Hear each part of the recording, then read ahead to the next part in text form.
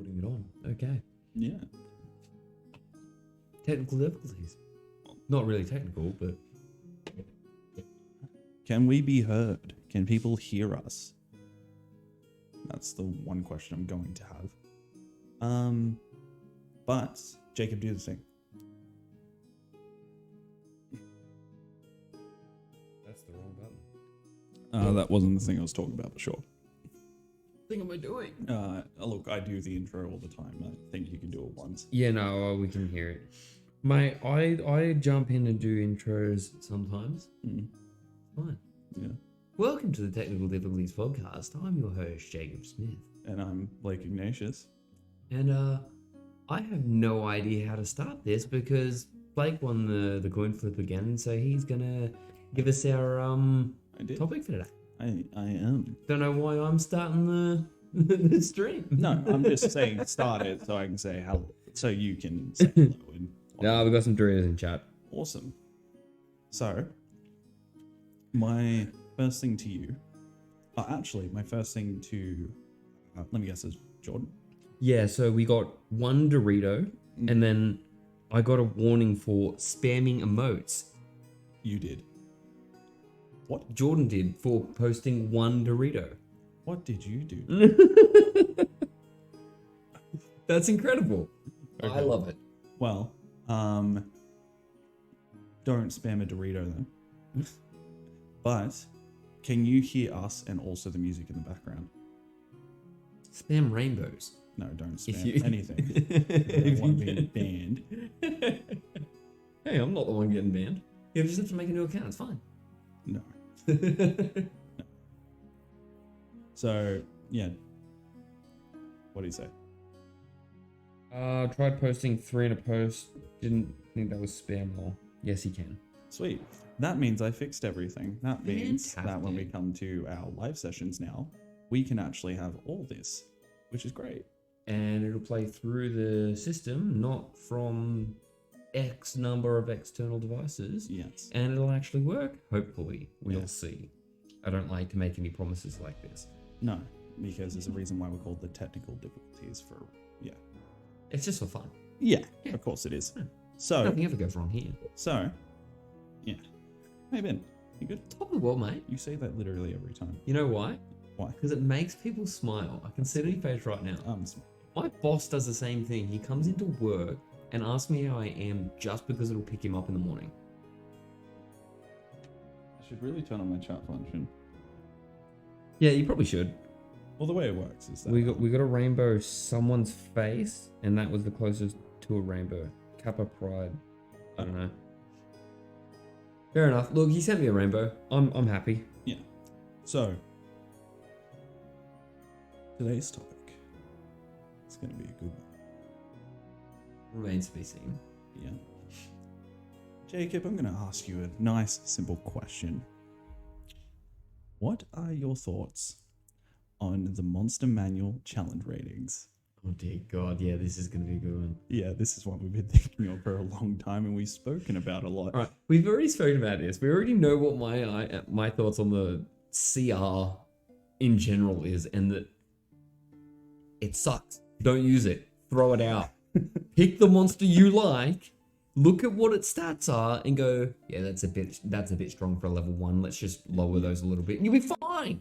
Yeah, for a little bit of history, when this used to be the In Your End Step podcast, and we used to do the scheduled videos and everything we used to do with it, every conversation we had always ended up involving challenge rating in some way or another. As long as it was to do with combat. Yeah. Yeah. And every time we spoke about that, we said a little piece, and then we just kind of threw it away because we knew what type of video it would be. Yeah, once it come up, it's a whole video on its own. Yeah, and now I'm pretty sure we did a whole video on it, actually. we did one on monsters, but not okay. just CR itself. This I vaguely remember that because whole that- chat being what- dominated by CR. yeah, but what that video was more or less to teach people about monsters for the games. Yeah, gotcha. This is us teaching them about the proper ways to approach CR, and also for us to bitch about it. Yes. Yeah, Okay, fair enough. yeah, Yeah, throw it out. Don't look at the CR on anything that you find in the monster manual. Just look at the thing's stats and what it does. Yeah. And Don't only look at stats. That is a recipe for disaster. yeah. Well, the thing is, we have plenty of examples, and I'm pretty sure people who would be watching, and also people who've run their own games would also have their own examples about how something killed their own party. I'm going to bring up one that you would look at and then you would think would be something that is beatable. I'm going to tell you about the zombie. Oh yeah, their whole when they die, you roll something. Is this a saving throw? So, when a zombie dies, they roll a saving throw that actually is equal to the amount of damage they took. Like the damage they took is the DC. Like what killed them? Yeah, that becomes a. DC. I've never actually read zombies, so I don't actually specifically know how to. How about I fix that up for you, and I'll go grab the monster manual while you keep everyone entertained. Okay. So what I know about them is that when they die, they roll some sort of a saving throw, and if they succeed the saving throw, they now have 1 hit point rather than dying. So terrible. I'm back. So, yes, you are correct. But the best thing about it is the fact that we all know on 1 hit point, it doesn't change the game. No, you are just as effective at 1 hit point as you are at 700. Yep, because you still get that 1 turn. Well, except for in our games. No. You're not really as useful. That's because once you go down. That's why we've done these certain things to change our games. Yes. So, zombie. Going to get to a regular zombie. So our Nightbot is working. Awesome. At least a little bit. Well, I didn't want it working too much. So, it is a challenge rating, 1/4. Okay. Yep. Undead Fortitude. If damage reduces the zombie to 0 hit points, it must make a Constitution saving throw with a DC of 5 plus the damage taken. Unless the damage is radiant or a critical hit, on success, it drops to 1 point instead. Yes. So it never actually dies. It has +3 in its con. So at level 1, when you're dealing like 12 damage, like, you know, let's give it a the max damage, right? Yeah. For no like, let's just say a fighter. Yeah. Right? Let's say max damage, they do 12 damage. Mm-hmm. And then this goes, okay, well, the Undead Fortitude, that's 17. You got to beat that. But it's got a +3, so it only has to roll a 14 or higher. So, and then technically this says the +5 is technically a +2 to the saving throw because of already adding its own +3 from its con. Yes. So yeah, if you just look at that, you'll actually see why it's ridiculous on why it's 1/4. The one thing I kind of find ridiculous about the challenge rating system itself, because I've spoken with Jake about this and he's the one that's had to clear it up to me. Because when I see 1/4, I see you could throw 4 of these at a party of 4 that are level 1. Yeah. But you actually told me it's different. Yeah, there's no actual mathematical way to stack them.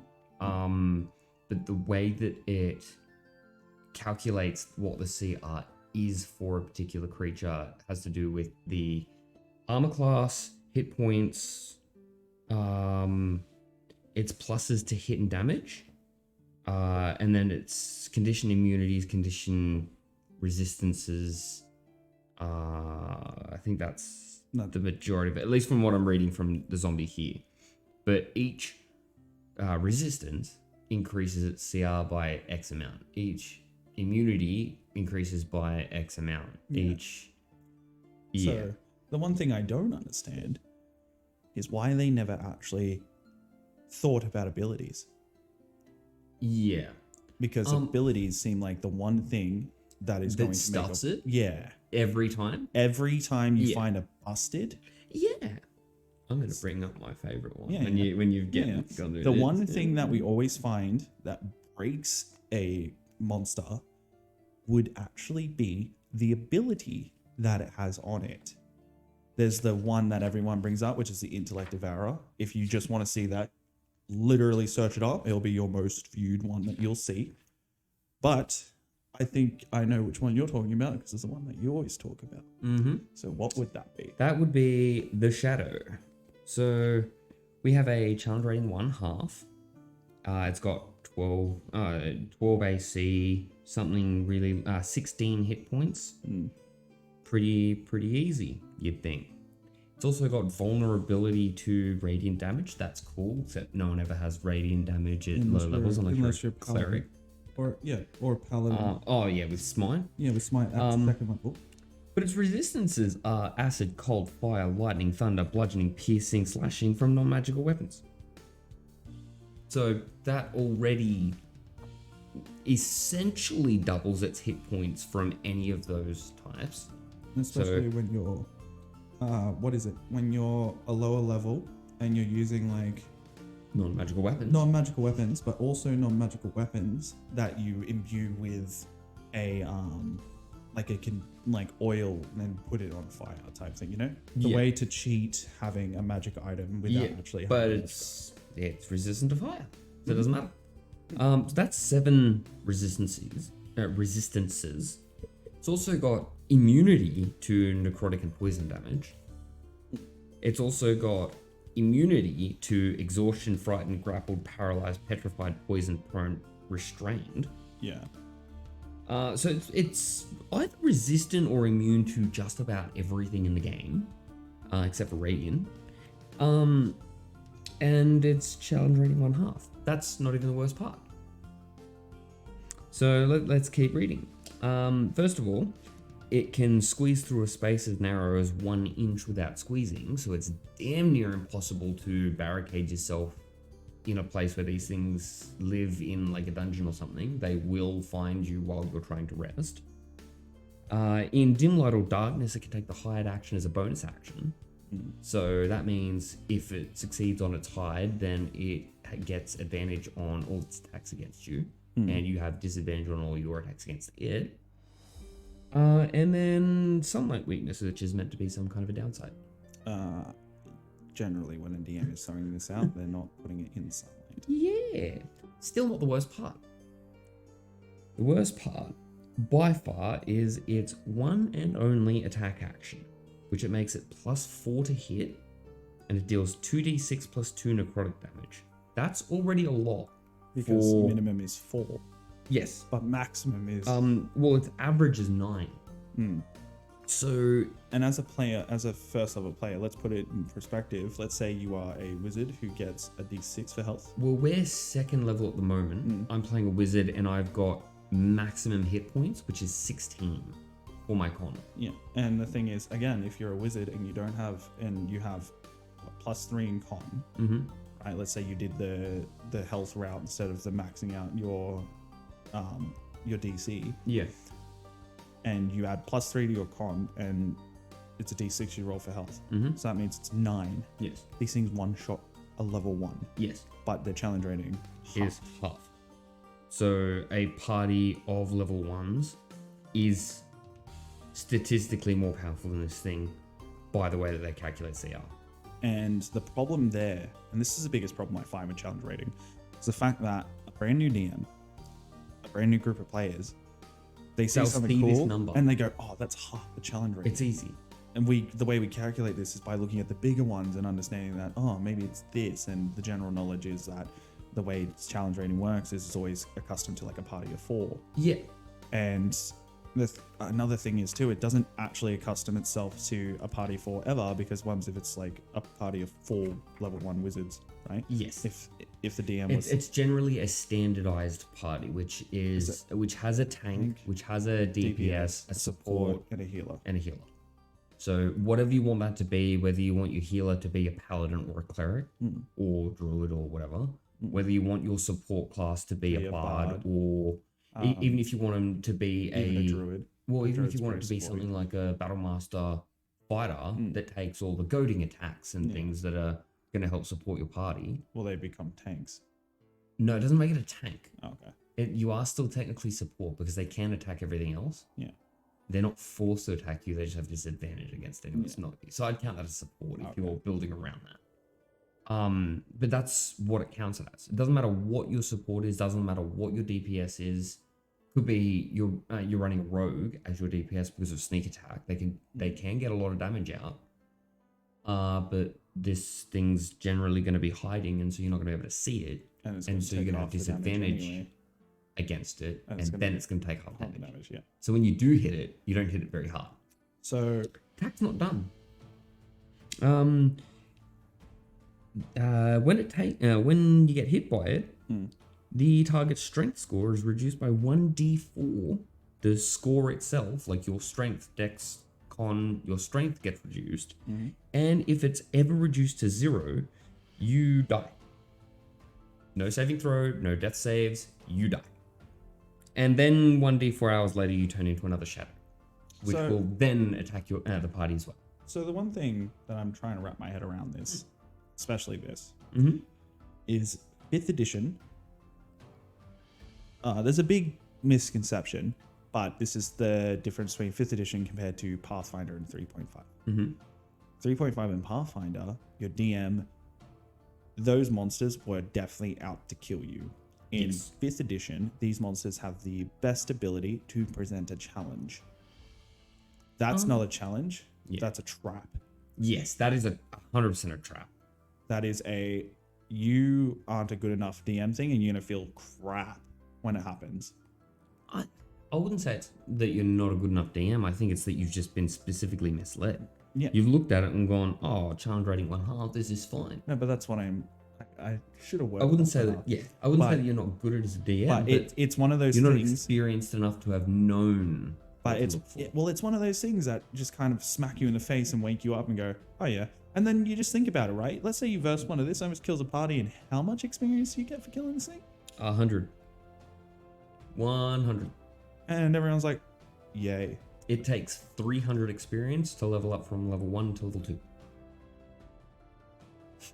I would fight an ogre over that this thing. Any day. 100%. And we have. Yes. At level 1. Yeah. You fought 3 of them.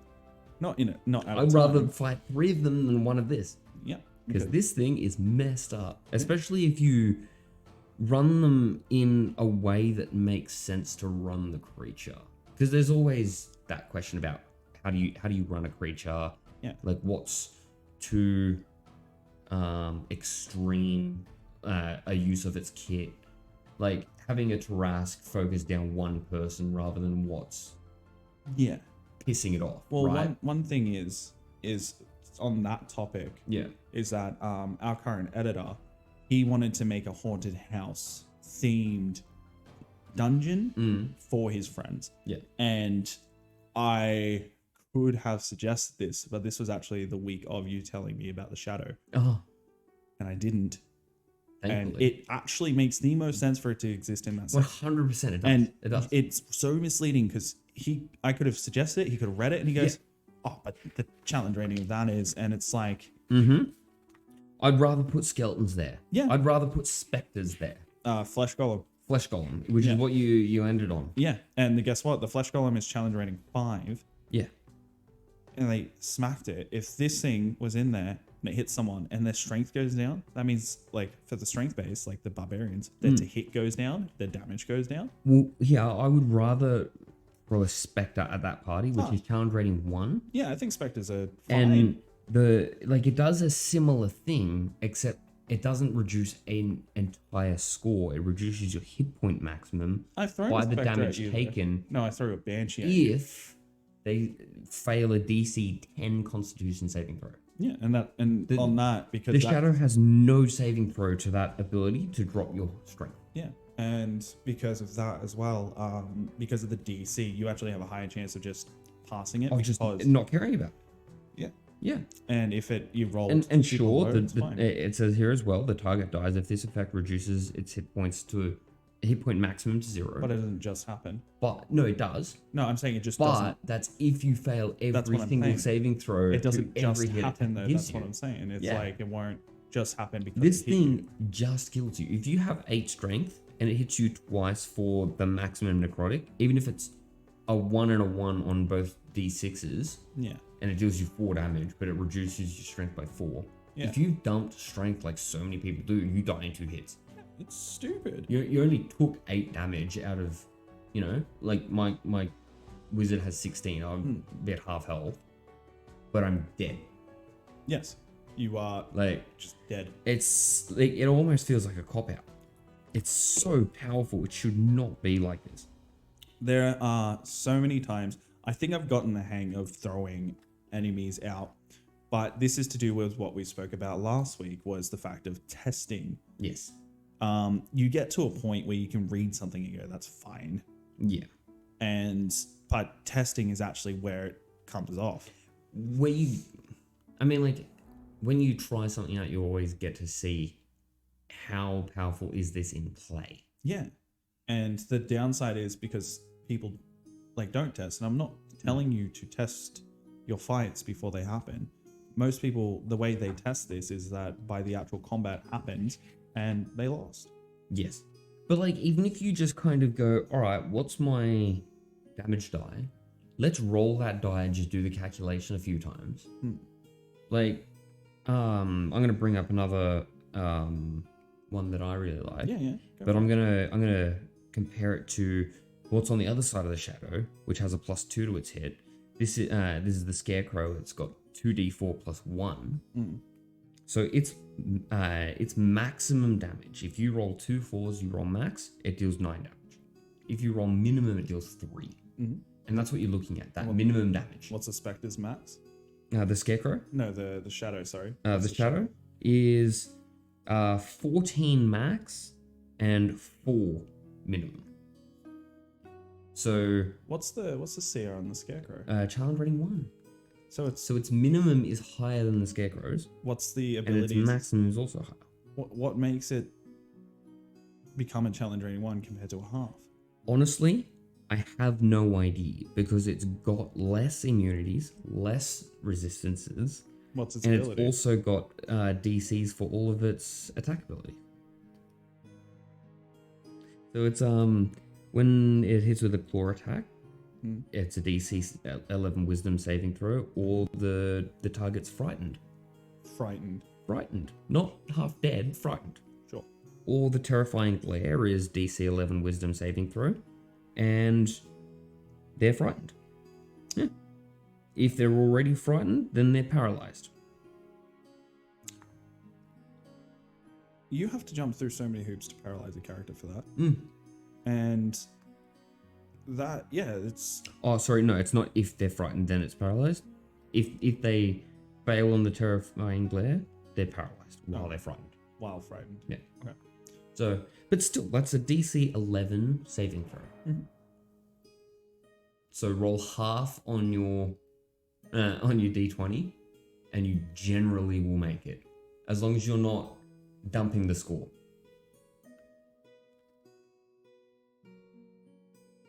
Right. So we've got that right. Yeah. Between 3 and 6. 3 and 9. Monster die threw at the group when I was trying out DMing the Sturge. Challenge rating 1/8.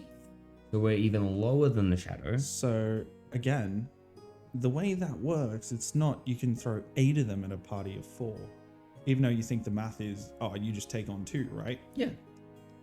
And these things seem like they would be like that you could do that. Yeah, what's its health? Because they have 14 armor class, which is not very high. It's only that because And they're 2 small. health. Yeah. And AoE 2 health literally means that any melee attack from a melee character will kill it. Yeah, Because and you always have a positive to your damage. it's also been like a wizard with, magic missile. Yes. 3 darts, 3 of them dead. Yep, that's right. So, literally the only way that you cannot kill these things is to Miss. is to either miss or to use a spell that doesn't have a addition to its modifier. So think Witch Bolt. Yeah. I hit you with a Witch Bolt, I roll 1d12. And it's flat, Even, whatever it I'm is. If pretty I roll a sure 1, it's a Fire 1. Blast doesn't. Firebolt? Yeah, 1d10. Yeah. So that's the only way you can actually not kill it on a hit. Either that or be playing a weird character that uses weapons but doesn't have any plus to its damage. I don't know. People can probably build it I'll probably build it at some point. So yeah. Yeah, but that's 1d4 plus 3. So its minimum is 4, which is higher than the Scarecrow Yep. at a minimum of 3, and its maximum is 7. So read the ability that makes this class hard. For the Sturge? Yeah. So when it makes that attack at a character, and if it hits, the Sturge latches onto the target. While attached, the Sturge doesn't attack. Instead, at the start of each of the Sturge's turns, the target loses 1d4 plus 3 hit points due to blood loss. So how do you get it? It's hit once, and now it just does it. Yeah. And does it. How do you get it off you? Glad you asked. Either it has to drain 10 hit points from you, or you use your action to detach it.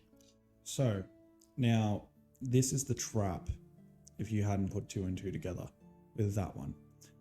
Again, you look at the challenge rating and you go, I can throw 8 of these at a party of 4. They can fight 2 each, it's fine. The problem you don't realize is that each player gets 1 action. So if 2 of them latch on, they use an action to get rid of 1. The other one's still there.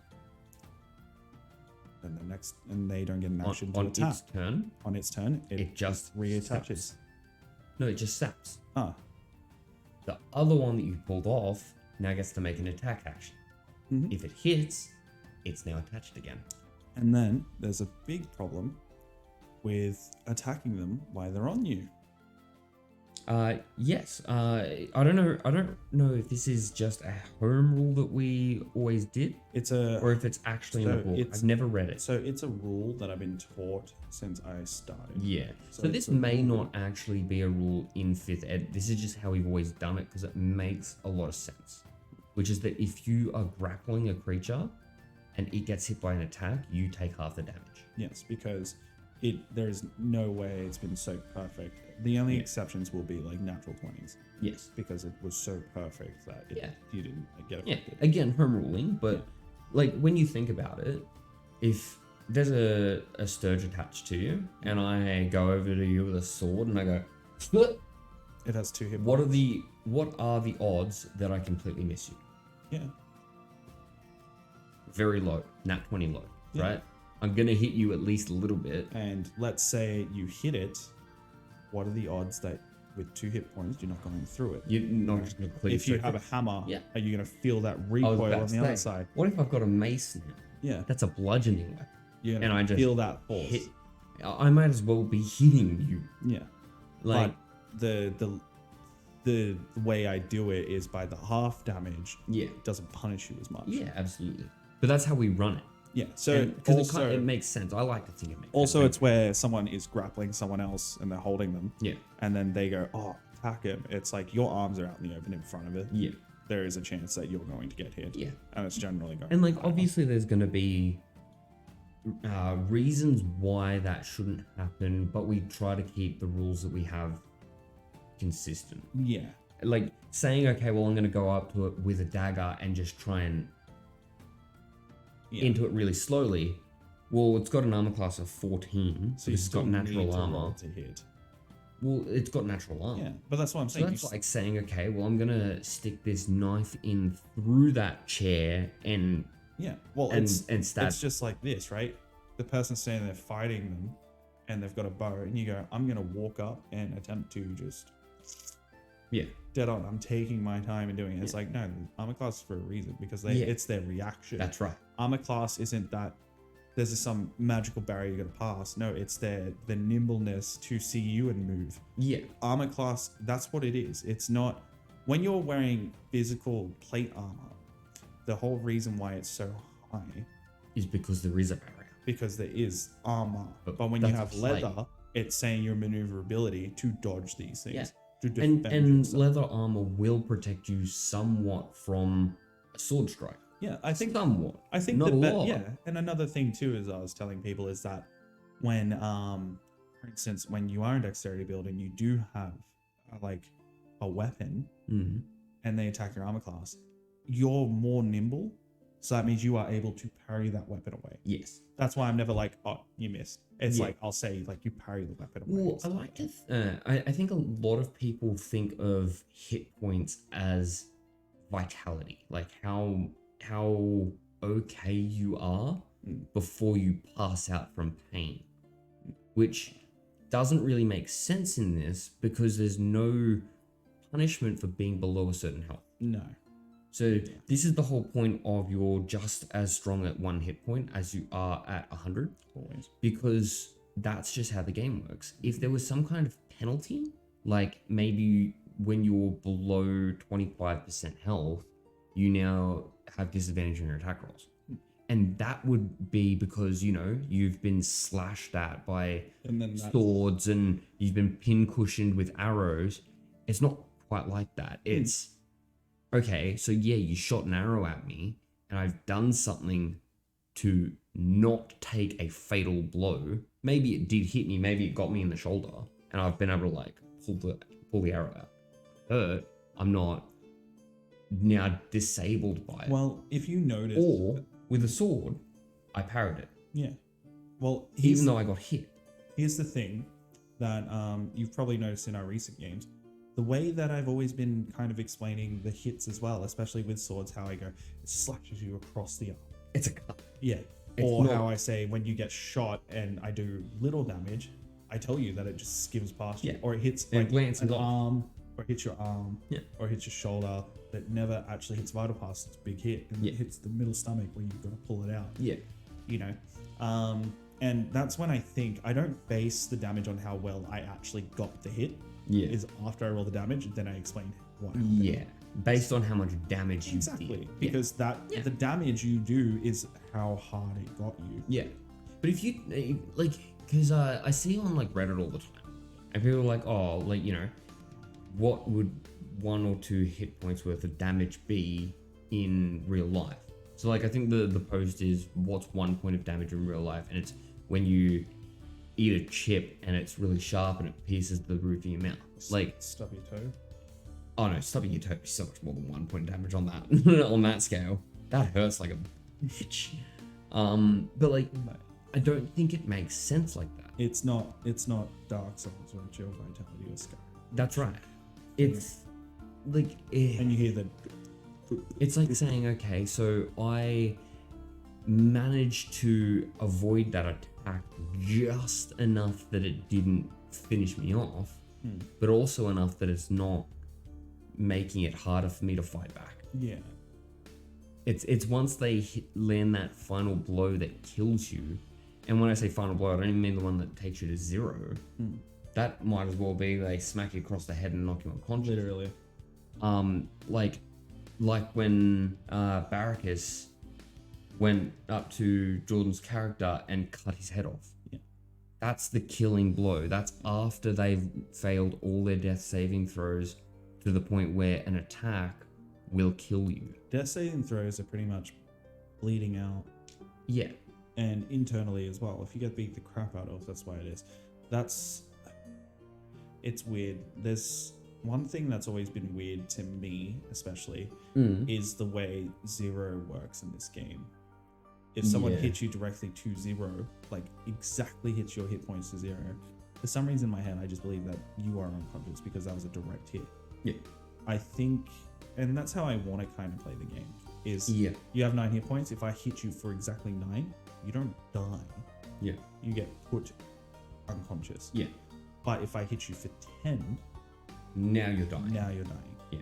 Because it was a that makes sense. It wasn't a hit that knocked you out. Yeah. It was a hit that actually did more than that. Yes. And that's when they hit you across you get the action moves and they hit the guy across the head and it knocks him out. But then you'll have some of them where they'll hit him across the head, but you'll see him start to bleed. Yeah. Like that's you dealing 10 damage when they had 9. Like I didn't mean to. You hit him too hard. You now cracked their skull and they've got internal damage. That makes sense to me. But that's a homebrew rule that I am not going to revisit for this campaign. I mean, the problem with that is that we're playing a role-playing game.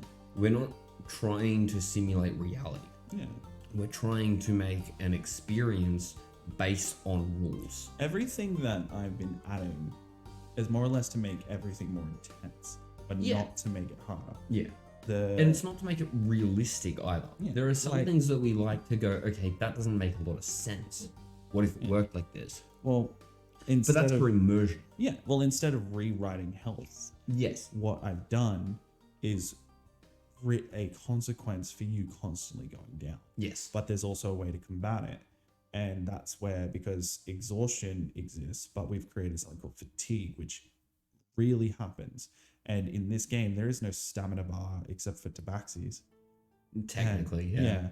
But in this, I thought having your own version of stamina, because when you look at wizards and they get their spell slots and then they run out of like what people call like magic or mana. Yeah. And it's like they're exhausted. It's like their mana bar though. But it's like playing a fantasy game with magic points mana. Because a lot of people say that to me, they go, oh yeah, but their spells are so strong and stuff like that. I'm like, but a lot of the spells just have saving throws that they can pass. Yeah.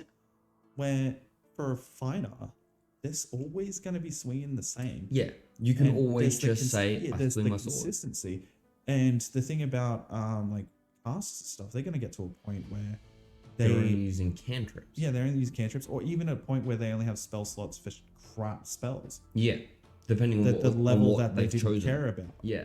And it does nothing then. Yeah. Where a fighter with a sword is always going to do the same thing, even if he's at hit point, compared to a wizard that has 1 hit point and goes, I'm literally useless. Yeah. But the fighter's like, I'm still going. Well, on that comparison as well to magic users versus melee combatants, let's take the fighter. Let's say that you're playing a battle master fighter and you've got your, what do they call the points that they give them?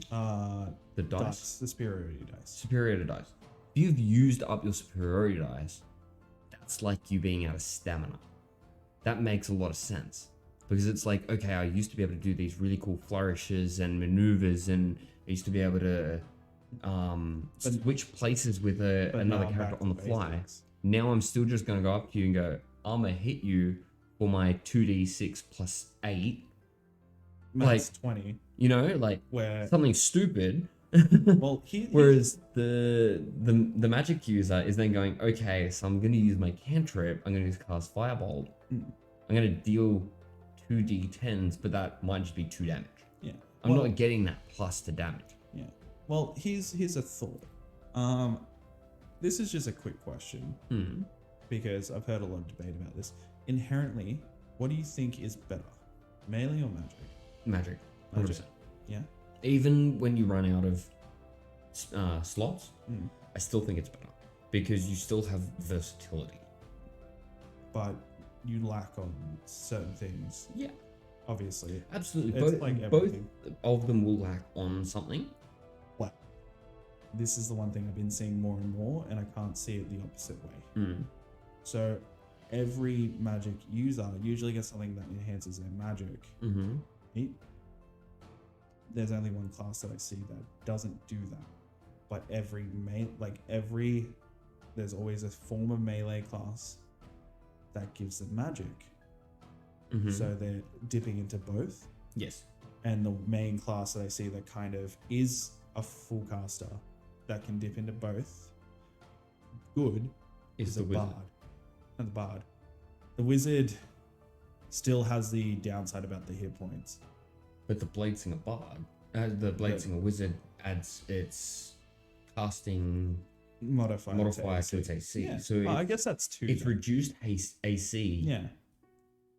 Isn't so its increased AC makes up for its reduced hit points. But the one thing if you're getting hit less than it's like with the barbarian with wild magic. All that stuff. But that's what I'm saying is that it seems like the moment these classes, these melee classes are actually getting access to magic, they just seem to be always kind of going better than the half casters. And I will give you that, but I'll give you the caveat of it's taken the caster getting access to what the magic user already had. Yeah. To then Yeah. be like. But that. that's what I'm saying. So if you're going to talk about straight damage, martial classes will always win. Yeah. But Always. Every single time, no matter what. Yeah. But the magic user has more versatility in the things that Correct. they can do. Correct. And so they're going to be of more use, higher percentage of the time. Because the one thing, Unless you're dungeon crawling. in my eyes, I believe that casters are always strong.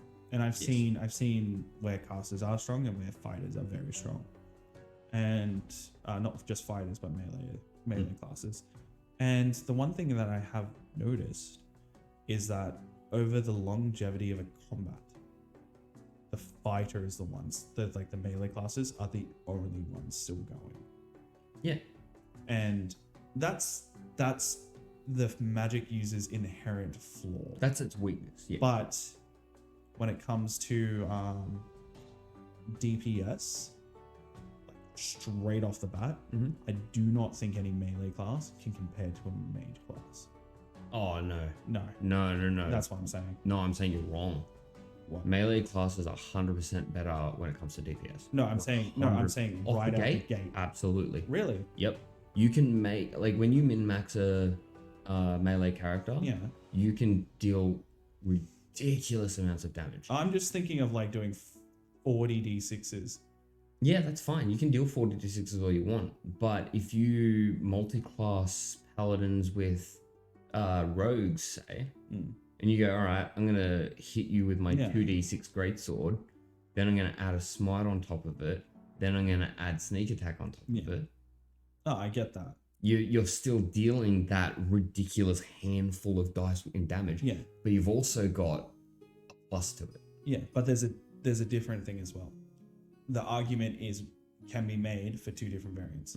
I agree with you when it's a big bad guy, but disagree with you when it's a horde. Yes. Yeah. That only takes into account AoE. That's what I'm saying though. AoE that's what I'm saying. Kind of breaks the game. So I agree with you if you were versing the big bad guy that's one or even two of them. Yeah. But when it comes AoE to kind of breaks the game. Yeah. You can have what's the radius of fireball? It's what? 60 feet, I'm going to assume. Oh, I think it's like 40 feet. 40 feet? I have it in there. I'm just not bothered to go. I'm getting it up. Sheet. It's like 120 feet for you to. 150 foot range, 20 foot radius. 20 foot, yeah. Okay, so how many squares fit within a 20 foot radius? Something like, a 20 foot square would be 1, 3, 4 by 4, 16, 17, 18, 19, 20, 21, 22, about 24, roughly. If you just go 4 and then 2, 2, 2, 2. So let's say 24. If that's full of goblins, it's roughly though. If that's full of goblins and you do a fireball, you're dealing 8d6s to each of them. Yeah. So AoE kind of breaks the game with action economy and damage dealt on a roll. Because it was actually your brother that was one of the people I was talking to about this, and he was saying that giving the ability to casters to be able to cast a bonus action spell makes there no point to play a melee class.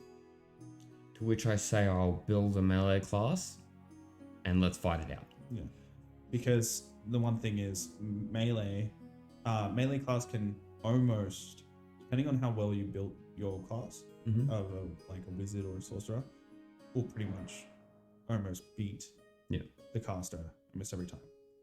Yeah, absolutely. Yeah. It will. They will beat the caster because every time. Here's the differences. The caster will cast generally spells that will say you have to pass my DC. Yes. The fighter goes, I'm gonna hit you, and I roll to hit you. Not I've got to beat with bonuses. With bonuses to beat a flat number. So one of the power gamer channels that I watch on YouTube. Yeah. He built it's a base paladin character, and it deals something like 400 damage on the first round of combat.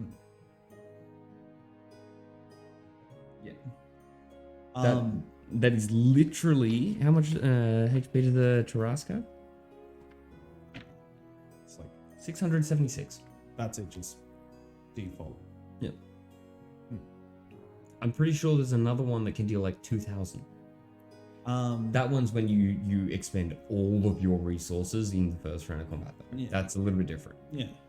But It's definitely like that's hey, a look, ridiculous amount of I'm damage. not messing around. Yeah. I'm gonna end this right now before it even starts. Yeah, that's when you walk in on the BBG, like the way that we had our fight against Barracus, like atop the building, and he was monologuing, and someone was like, "Nah, stuff that," and he walked up and hit him. Yeah. Like, can you imagine if it was that character though?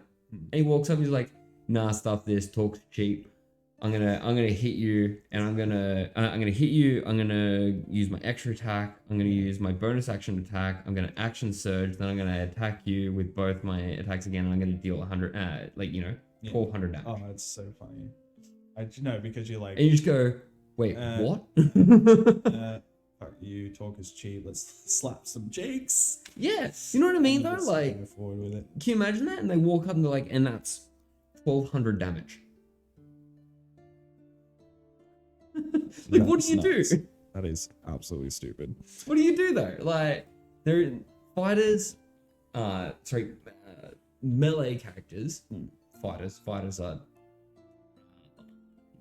probably the best multi-class option for any class. Yes, because it literally gives you every access to everything in the book. No, because it gives you access to action surge. No, but I'm saying That ability is broken. But it also gives you proficiency in armors and weapons just straight off the bat. Not if you multi-class. Yeah, it Do just you? doesn't give you proficiency in heavy.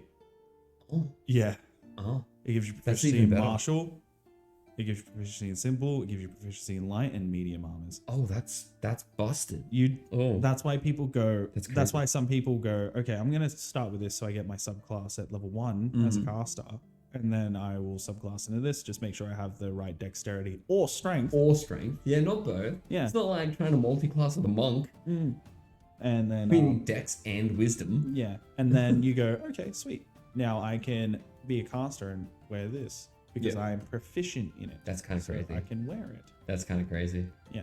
One rule I didn't agree with, and I don't know if this is true in 5th edition, but the whole you can't cast spells with armor on. I don't know if that's a real. Oh, this isn't that book. No. I don't think that's a real. That's a thing. DMG. DMG. Yeah. No, but that used to be a rule in 3.5. 3.5, You it actually was. suffered a penalty, Yeah. a negative, Yeah. when you cast spells with I know armor that on. if you go by raw, you can't cast spells if you don't have free hands for the somatic components. Correct. And it's 2 free hands. I'm Yeah. pretty sure. Yeah. Um. The one thing I allow is when you have your sword as a somatic opponent, Yes. you can have your other hand hold as long as you're holding that sword, because that sword is going to like basically draw those symbols or do the action Yeah. that you have casted through. Yeah. That's fine. But yeah, I'm pretty sure technically you're meant to have 2 free hands unless you're using a focus, because the focus helps to focus your magic. It's like the swish and flick when Guardian Leviosa. Like it's your the wand. wand is part of the somatic. Well, it is the somatic component. Yeah. Like when you watch Harry Potter, have you ever watched anyone cast Wingardium Leviosa without a wand? No.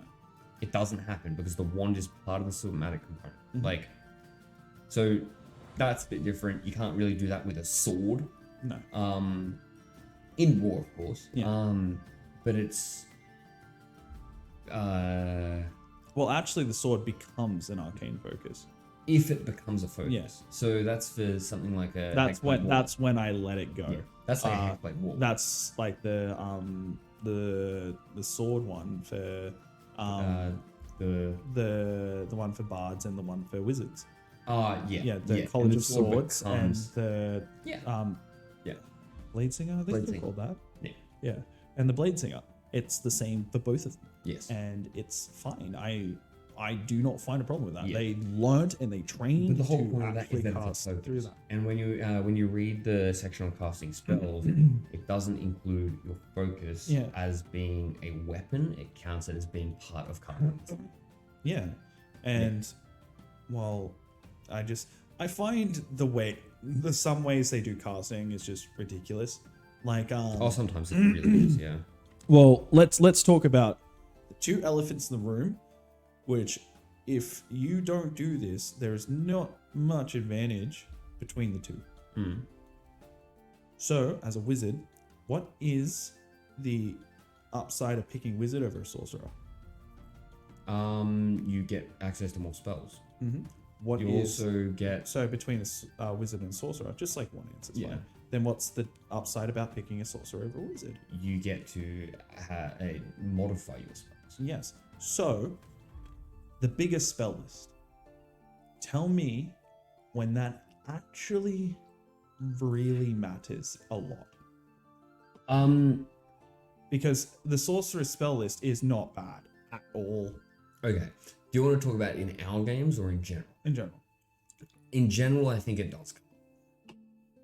If because you are more experienced than a lot of people in how having a ridiculous repertoire can break the game in unforeseen ways. Okay. And so I feel like even when you do give us access to spell scrolls and like books and like other I give access to other the wizards to actually put stuff in their books. Yeah. But even when you do it, you put blockades in the way in terms of price or in terms of you can't get that one here. Or, Yeah, where you just got to search for it. Yeah, And so it takes more work to with get the those one broken. with the one with the Arthur, sins. I actually made that really bloody cheap. I You didn't did? realize. Yeah, I had no idea how Yeah. much they actually cost. Yeah. And when I saw that, I'm like, oh yeah, look, Arthur, Yeah. buy one, get the rest of them for get 10 for the price of one. Like, Yeah. Like, so that's what it is though. Mm. But you also, not really in the last campaign, but in this campaign, you're starting to rein in gold. yes, So that we're not just walking around with, yeah, but a dump truck worth of Yeah. coins sitting in a bag holding, yeah, like which we really did have in that first campaign. But if you don't have access to that, then you don't have access to the spell list. yeah. So More or less, I think the way to that I want you all guys to see this is that there is something else you hoarded besides the gold back in those days. which is weapons and magic items in general. Yeah. So now is the best time to flush out the inventories and go, I don't need this. What can I get if I trade this? Like that's what I really want from you guys is the trading aspect plus adding gold. Look, I getting feel gold like we for it. did do that a little bit. We didn't do it a ridiculous amount. Yeah. But this is the campaign that where that stuff where it's going to become important. yeah, it becomes But if you're important. playing a wizard, what do you have to trade? Whatever the party can give you. Exactly. So that's how it's been reined in. Do you really need Gerald? I do. I do. He carries my shit. Um I'm an old man. So my point to this question is this. Mm. In the book, Mm-hmm. the player's handbook, between sorcerer and wizard, they both have to cast their spells the exact same way. Yes. The difference is a wizard needs a spell book Mm-hmm. and a sorcerer just Does not. knows them. So you need somatic components, material components, and Mhm. verbal components. Yes. I am a strong believer that sorcerers do not need material Yes. because it's raw magic coming out of them. I do agree. Yeah. I do agree. That's my point that I'm trying to get at, right? Yeah. So you which one do you think is better out of wizard and sorcerer? If I don't need to use some If material you do, components, if you do need to use somatic components, if I do need to use them, I think the wizard's still better. yeah, exactly. That's what I'm saying. So why would you ever pick the sorcerer, right? Because I like sorcerer. Yeah, I like spell spell. I get it. But in people when they think about the game and whatnot, Yeah. Well, picking that's a the whole wizard, point. Wizard is seen as the clear best choice if you want to play a caster. yeah. Because it does have all of the access to it. And not just that, in like law, they're the ones who learned. They're the ones who practiced. Yes, they're that's the right. ones that did everything. Yeah. In terms of a sorcerer, nothing. Like, Yeah. they just did That's it. right. But how did they? The biggest question I get to it is like, they can just do it without learning. it just becomes raw magic. But then you're telling me that they instantly knew which materials to use? Yeah. That's what... Yeah. I think Sorcerer should have an ability that bypasses it and makes it better. But here's the problem with that. Yeah. If you remove that, Yeah. you always play a Sorcerer, you always play Divine Soul, so that you always have access to Revivify, and you don't have to spend 300 gold worth of consumables. But to be fair, what DM is making them? Use those components? Or... Generally, because the DMs always want them to live anyway. That's true, but it's not... I don't think it's a real argument. Just because the DM doesn't, generally doesn't want to kill their party, shouldn't take away from the fact that having access to Revivify with no material components... What level breaks is the game. Revivify? 3. That's fair enough. But also, in you always taking that subclass, you literally miss out on every other subclass that exists. That's really cool. Yeah. And that means that you're no longer picking a cleric, you're just picking a sorcerer. Exactly. Cleric is always better choice, in my opinion. I don't know. If you can use a sorcerer and you don't have to spend gold to revive people from dead, why do you need to use a cleric to stop people from going down? I'm not saying that. What I'm saying is that in terms of classes between sorcerer and cleric. Oh, the cleric is the most busted class in the game, and that's because it's a full class. But when people that's what I'm saying. When people think of healers, they will generally go to the cleric because the cleric unlocks, literally has every spell in the cleric list. Yes. And also gets access to things that sorcerers don't. Yeah. For instance, yes, Revivify is going to be really good, especially if you have no materials, right? But if your whole team goes down, how does Revivify work? Is it like touch, and does it have a timer? It does have a timer. Yeah, what's the duration?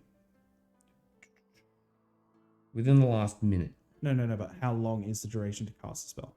Oh, 1 action? So 6 seconds? Yep. So you're all constantly going Revivify, right? You can't Revivify yourself. You can't do it yourself. Yeah, but I was going to bring... I knew you were going to bring that up. Yeah. At 4th level, the sorcerer also gets greater invisibility. Greater invisibility, not regular. So you don't turn visible by casting a spell, by doing anything other than the spell ending. Okay. There's an obvious way of fixing that as well. By going to your player and saying, hey, if you go with like the 1-2 combo of that, you do know that's going to make the game a lot harder, and I have to throw harder things at you. Absolutely. And but I still think it's better than playing a cleric who tries to stop the party from going down. Yeah. By just saying, oh, you're dead? Oh, okay, well, you're not dead anymore. Yeah. But when it comes to that type of stuff as well, again, no one ever looks at a sorcerer and goes, you're a healer. No. Not even if the material components were gone, right? Yeah. No one looks at that. Everyone looks at everything else. Just because there's a 1-2 combo in there, you basically just build a Reddit class. And you're just being like... I don't know. I think that's actually really, really powerful in the grand scheme of a game. Yeah, but again, you're labeled as the healer, and you don't get to do any cool stuff because you're constantly doing that type of stuff. All right, well, here's this as well. So I'm continuing down the list of it. When you get to higher levels, you also now get resurrection. Yeah. So now at level, 7th level, so level 13, you can now cast it on any creature that's been dead for no more than a century. Also, one thing I've got to... So your party goes down, and it's in like this massive battle, and you can't revivify people because they're just going to go down again, right?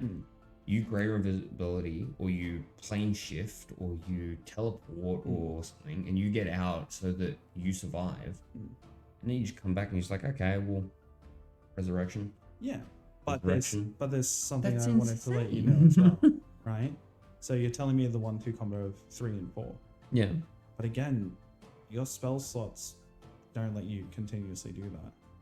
But it does when you get access to resurrection. That's the whole point. And this is only taking... But whenever a party really gets access to resurrection, yeah, the DMs generally, a lot of DMs that I've actually met don't even know it as a fucking component.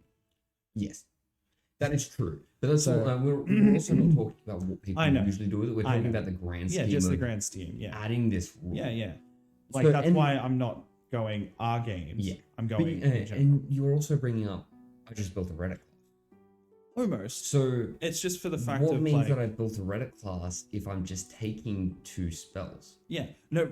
So the way that I say you just build a Reddit class is like when someone goes, I'm going to build a class because the DM allowed me to do it just to annoy the DM. That's what I mean. Oh, okay. I thought you were talking about the build around classes. No. Because it's really not. No, but you get what I'm ridiculous. Now you get the point, right? Yeah, okay, I get what you're saying. I'm not saying what you're picking is bad, and I'm not trying to justify and say it's worse than cleric. But what I'm trying to say is that if you were to do that, unless you've called yourself and go, hey guys, I'm going to be the healer of this game. Yeah. Then what you're doing is 100% justified. The DM is going to know you have declared yourself as the healer. Yeah. You know, and every other player doesn't go, well, I'm not going to be a cleric then and feel outdone.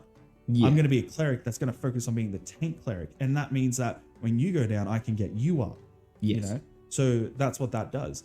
And I believe the sorcerer should be the only class that doesn't need material components. That's fair. Because when it comes to warlock, right? I believe warlock does, because warlock is using someone else's magic, yes, but they're doing it through like voodoo stuff, you know, when you think of a warlock. Ooh, I don't know about that though. What, you think they might not need material as well? Yeah, if you're going to use that kind of justification. Actually, but like, the more I think about so wouldn't a cleric need it? Their magic literally comes from gods. Yeah. When you look at like the base of a cleric. So if you're playing a cleric and your magic literally comes directly from a god, I think one of the ways you just put your hands on someone and return them for life. Yeah, I think one of the ways you can justify that though, for a cleric to like actually still use material components, is taking the materials and the god blessing those materials. Yeah, I think that's the best way you can justify that. But that's all flavor though. Yeah, like, but what would that's actually what happens. Literally just imbuing this cleric of nothing. Do you know if the cleric didn't have a diamond, and the cleric was so desperate? Let's say it's the last fight, year one player is down. You do not have this. You do not have the materials, and you just want to bring him back right now. Divine intervention. You try it, and it's not even divine intervention. Let's say you try that and that fails, and then you're so desperate that you put your hands down. And the DM can just turn around and go, yeah, okay, it works. Your hands start to glow as your god is channeling through you. Yeah. When it comes to like druids, right? Druids make the most sense to have, also make the most sense to have material. I think that's true. Yeah, I 100% because think that if you druids think make so of a much druid, sense. It's because they're gonna pick up the leaves and go. Yeah, and they grind it up in a mortar and pestle. And, exactly. Yeah, a bard. I always believe the bard should always have their magic through music. Yeah, but it's not just music. But I don't think the bard makes sense to use material components. No, because their material is their instrument. That's what if you're playing an instrument, how are you also like? Let's say you took through magical secrets. You're playing a lore bard. You took magical secrets, and you've now got Revivify. Yeah, and you're sitting there, and you're playing a song of revival with a diamond pick. Like, are you using a diamond pick and the pick dissolves when the song's done? Like, that doesn't make any sense. I believe that the bard should be playing to do it, or even with the weapons they have, right? Yeah. Because when the bard takes like the blade singer, they still get it, and there's nothing saying they can't be. The wizard takes blade singer. No, not the wizard. The college. The bard takes swords. Yeah. And there's nothing saying they could be almost like the wands. Be attempting to cast the magic through it. Yeah. And doing a chant or something. Yeah. You know, still interpret dance. Yeah. Still something like that. I still want to make that bard. I believe the only 2 classes that generally should three classes. There is a third that no one really looks at for magic because to be fair, they use 1 spell and that's the main spell they use until they get 5th level spells, and then they start using a lightning arrow, which is range up. Because But why wouldn't rangers need material components? No, I'm saying they would. Oh, they would. Okay. Yeah. I thought you were I'm saying saying they wouldn't. 3 I'm like, classes that would. yeah. Which is Druid, Ranger, Mhm. and Wizard. Yeah. I believe they should be the only 3 that actually use it. Well, okay. So I will then bring up the Arcane Trickster Rogue, Yeah, that one too. Because, the Eldritch Knight Fighter. or actually, Arcane Because, like, Trickster. I was about to look up Eldritch Knight to see how It's Wizard. It's Wizard. It is Wizard. And same with Arcane Trickster is Wizard. Yeah. So they just basically adopted a little bit of the Wizard. Yeah. And that's why that makes sense. Because they use the Wizard table. They use the Wizard spells. They do it like the Wizard. Yeah. So why not? Yeah. Study of magic. Yeah. But that's what I was checking because it's Eldritch Knight, so it kind of sounds very warlocky. yeah. Yeah. But it's so, not but the it's the hex. study of magic. I always thought the Eldritch Knight was the Hexblade, but it's not. yeah. But it is the study of magic. Yeah. So So it's they studying should magic and have to reading use books material. and finding out And- that this material is really good for producing an effect when Yeah. you add some kind of arcane And energy to I always believe that they should have made bigger differences between the casters. Like Yeah. there's already big differences, right? it. Mhm. But when you go difference between Sorcerer and Wizard, there is in the grand scheme of things, when you think about it outside of a box, Mhm. there is a lot of difference. But when you're thinking Yeah. inside a box, Yeah. there isn't. Yeah.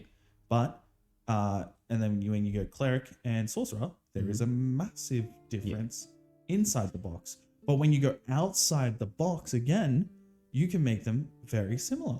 You can.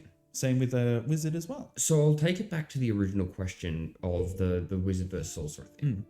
The reason why I like sorcerer, and it's honestly for a reason that I never ever see anyone bring up when talking about a sorcerer. Because whenever they bring it up and they talk about how to build a sorcerer, like you need to take, as your meta magics, you need to take twin spell, you need to take quicken spell, you need to take empowered spell, right?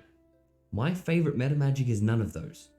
My favorite meta magic is subtle spell. Subtle. That's the one where it's Because quiet. what it does is you don't use any verbal or somatic components when casting a spell, which actually has some really awesome implications.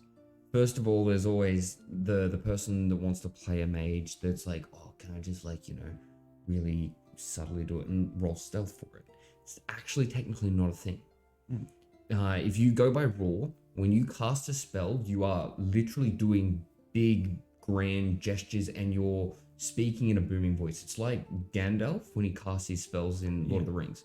His voice actually takes on a deeper and a more booming sound. Especially because he's invoking magic. Yeah, well, it's when he's in that scene where he's yelling, "You shall not pass." You actually hear the chant before that, and then he holds it and pushes it down. Well, what about when he's releasing the king of Rohan Yeah, from Sauron's spell? yeah. Thane. I think that's his name. He's a Thane, is he? Not a king? No, I think that was his Anyway, name. what he does is he walks in and he says, and he gets the big booming voice. Yeah. He's like, "I release you from your curse." Yeah, That's like him casting remove curse, right? yeah, But he's not just walking up and going, yeah. and really quietly under his voice, so that the guy that's Yeah, and I think there's some it's you not can, so that he can't hear it. He's doing it in front of him. I think there's some you could get away with. Yeah. Yeah, like prestidigitation. Yeah.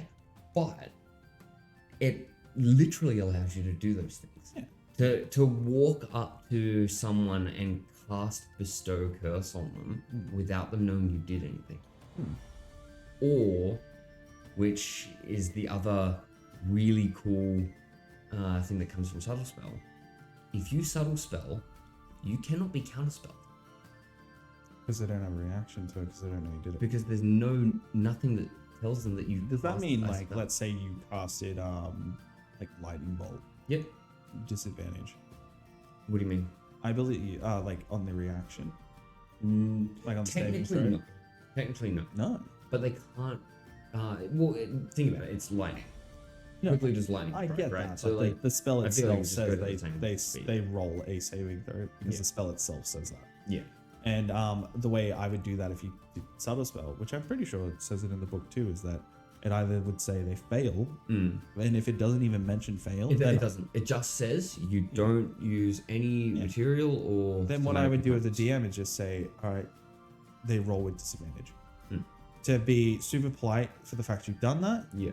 To make it not, then there's no point in me doing this ever again. Like, yeah. But raw, you can't be counterspelled. You just cannot be counterspelled because they don't know that you've cast a spell until it's already been cast. Yeah. So the whole point of counterspell is that I'm drawing these glyphs in the air, and you're using your magic to then suppress what I've just done. Yeah.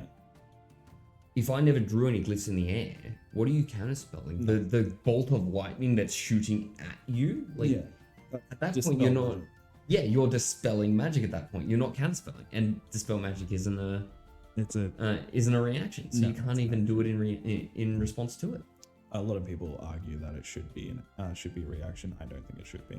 You take time. I don't think it should. You take time to turn off someone else's spell. Yeah. No. I think you should be able to do it as a reaction if it's upcast to a certain level. Yeah. If you do it like 2 levels higher than the spell that's being cast. Yeah.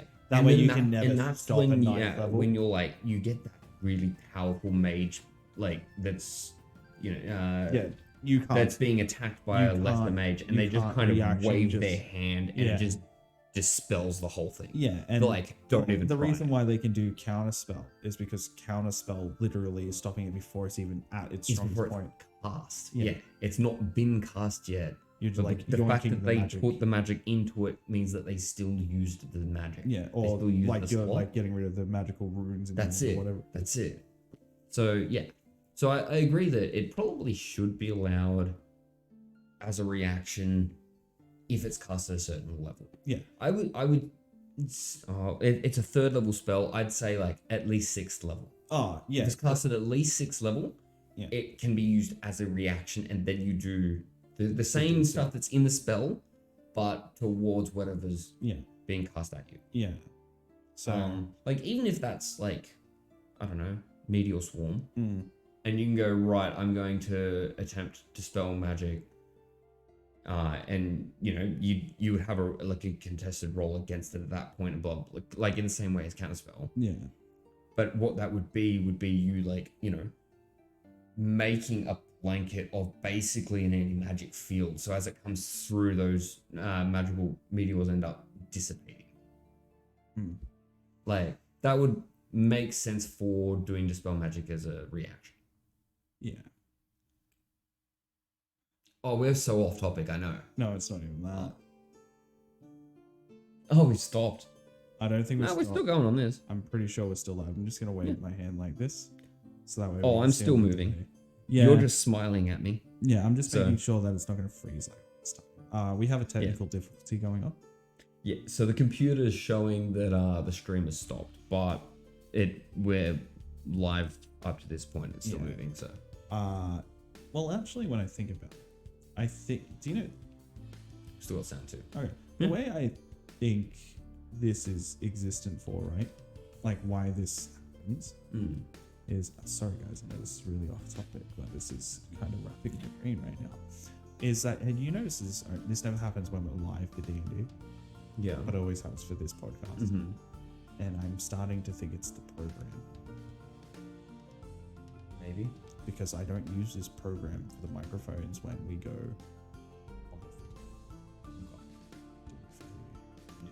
But if that's the case, it is still going well. Yeah. But if we've not even lost visuals like we did last time. Yeah. But what I then think is that might be a bit new then. To be using this. Yeah. Maybe. I mean, like, if it's still going, it doesn't matter, right? Yeah, I feel like it's cut out the out. Yeah.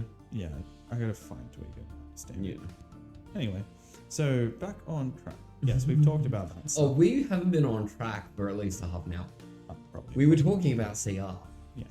So, challenge rating. The challenge rating of us staying on topic is obviously a 18. 1/8. Yeah, okay. because we kill it and we move on to the next thing very, very quickly. I love how the fact that I was thinking of a 1 and an 8, and then you were thinking of a 1 and an 8. Yeah. You just said two different Yeah. 8s. Yeah. So, There was something else that was CR that I want to bring up. yeah. If you want to go back to the I the think we original should topic. go back to it so people Which is- understand what the hell we're talking about.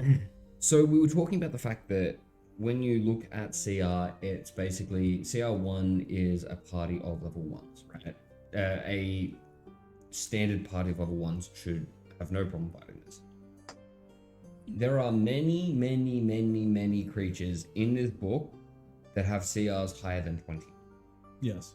Especially which in the should other books. technically mean that a party of level 20s should have a lot of difficulty fighting it.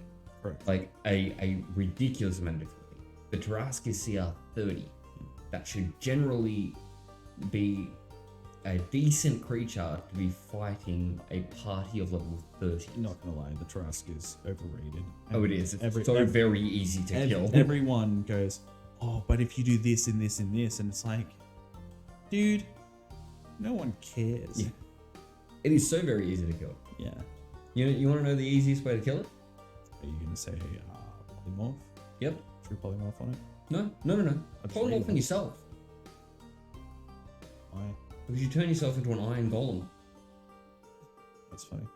Holy crap, that's actually real. I never. It's immune to non-magical bludgeoning, piercing, slashing, which is the only attacks that the Tarrasque has, except for its swallow after it bites you. Yeah. But when an iron golem gets hit by poison damage, which is what it does when you're in its gullet, it heals it. Yeah. Right. And then you just sit there and punch away at its innards until it dies. And then you break your way up.